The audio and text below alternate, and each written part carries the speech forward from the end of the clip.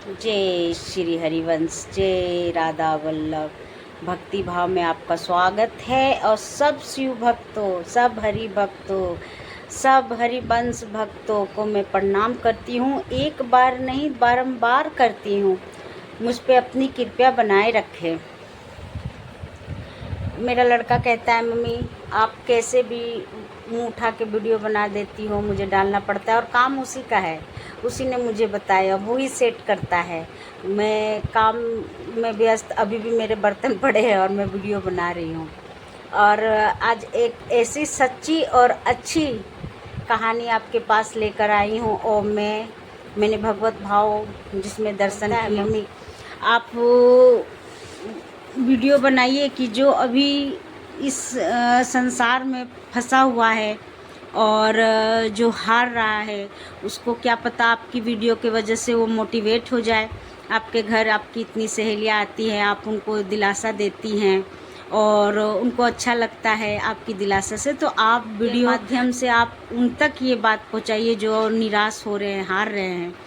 तो मुझे उसकी बातें अच्छी लगी। मैंने कहा, बेटा मेरे पास टाइम कहाँ होता है, क्योंकि आप टाइम निकालिए। मम्मी आप बताइए, कहीं घर के इतना काम ही होता है कि टाइम निकालना बहुत ही मुश्किल हो जाता है। फिर मैंने कहा चलो ये अच्छी चीज़ है और अच्छी बात है कि भगवान का कुछ मुझे मौका मिला, कुछ लोगों तक भी ये वीडियो पहुँचे, उनका हौसला बढ़े, प्रभु के प्रति उनका आस्था बढ़े, तो मेरे लिए तो बहुत बड़ी बात हो जाएगी, है कि नहीं।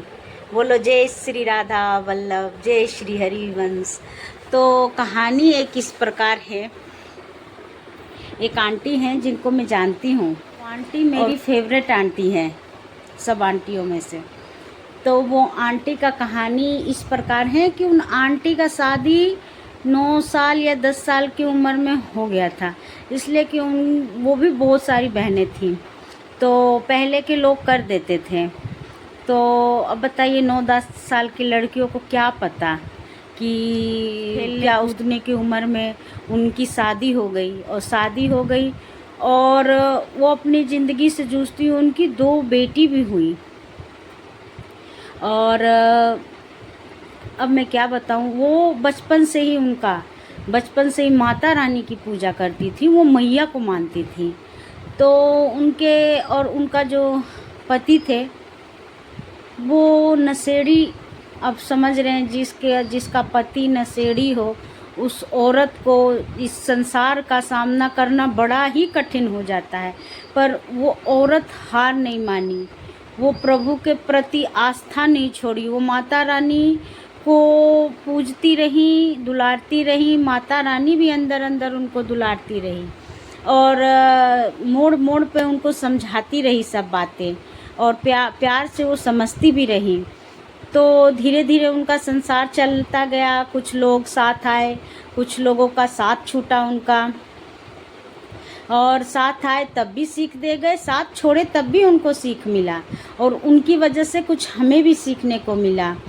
तो वो आंटी का दिन गुजरता गया, दुख सुख होता रहा। और एक दिन उनके पति उनका खर्चा नहीं चला पाते थे। वो अपने दिमाग से, अपने समझिए कि प्रभु की दया से उनका खर्चा चल रहा था। तो उनके पति की बहुत अल्प आयु में ही उनकी मृत्यु हो गई। वो औरत बहुत सुंदर, बहुत ही सुंदर थी उस ज़माने में। तो उनकी सुंदरता का कारण, और देखिए चरित्र का भी बहुत बड़ा बखान होता है ज़िंदगी में।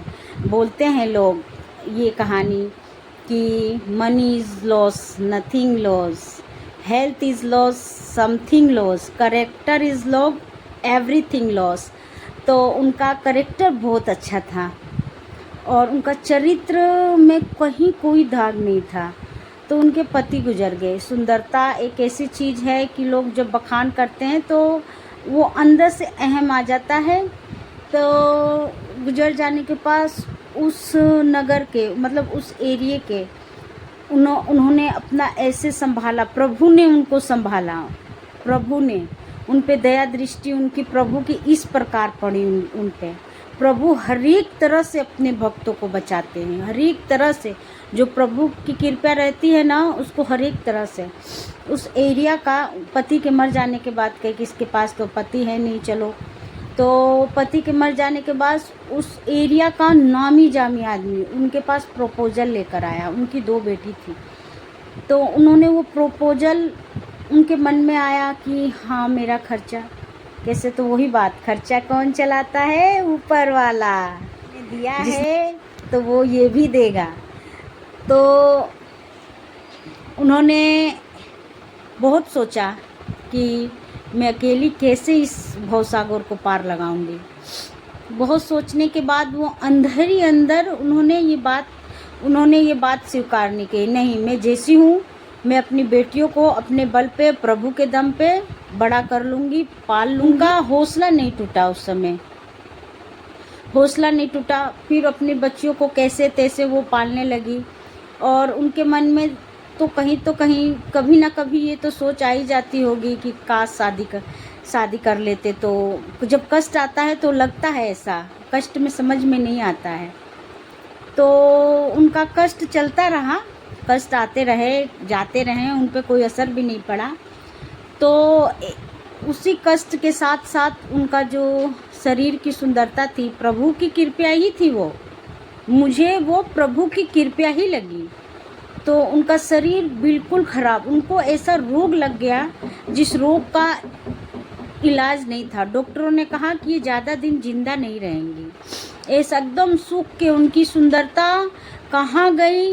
बस उनका पति के मरते के कुछ समय साथ ही उनकी सुंदरता उनसे छीन ली गई। प्रभु ने वो सुंदरता उनकी छीन ली, इसलिए कि प्रभु की कृपा थी उस पर, उसको मैं कृपा ही मानूंगी।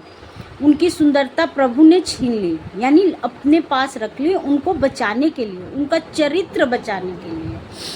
तो सुंदरता, अब जिस शरीर में सुंदरता ही नहीं, दम नहीं, वो अपना पानी खुद भी लेने लायक नहीं थी, ऐसी परिस्थिति उनकी आ गई थी। फिर भी उन्होंने हार नहीं मानी, बिल्कुल हार नहीं मानी। उनका हिम्मत का मैं बखान करूंगी। उनमें चलने की शक्ति नहीं थी, लेकिन अपनी बेटियों की वजह से,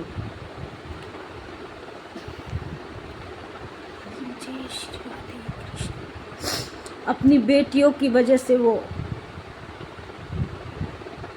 अपनी बेटियों की वजह से उन्होंने हार नहीं मानी। और धीरे धीरे धीरे धीरे उनका सारा कष्ट प्रभु दूर करते रहे। वो रोग ऐसा था कि लोग बोले बचना मुश्किल है। उस रोग के साथ उन्होंने 15 साल या 10 साल निकाल ही दिए होंगे। और वो रोग, जैसे कैसे कहते हैं, प्रेमानंद जी की किडनी खराब है फिर भी हंसते रहते हैं। आज वो मस्त है, आज वो सुंदर हैं। पहले उनकी सुंदरता वापस आ गई, जिस उम्र में जैसा इंसान को रहना चाहिए।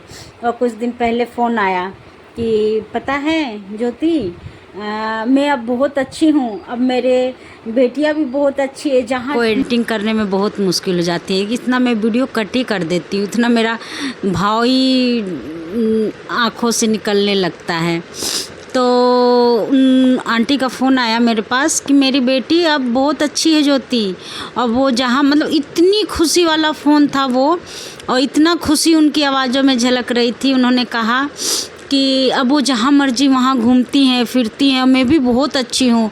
और उनको धन जन नात नातिन से वो संपूर्ण हैं। प्रभु ने वो सारे सुख उनको दिए। अब प्रभु का क्या बोलूँ, जैसे कोई हिम्मत हार रहा है ना, उसको हिम्मत देना चाहिए। मेरी वीडियो जहाँ तक आप सुनिए, इतनी कठोर स्टोरी जिस पर प्रभु की कृपा हुई। प्रभु दुख भी देते हैं ना तो कुछ सही के लिए ही देते हैं, लेकिन हमको उस समय बुरा लगता है। अब उन आंटी को भी एहसास है कि नहीं, भगवान ने अच्छा किया। उन भगवान का वो अब भी धन्यवाद देती हैं।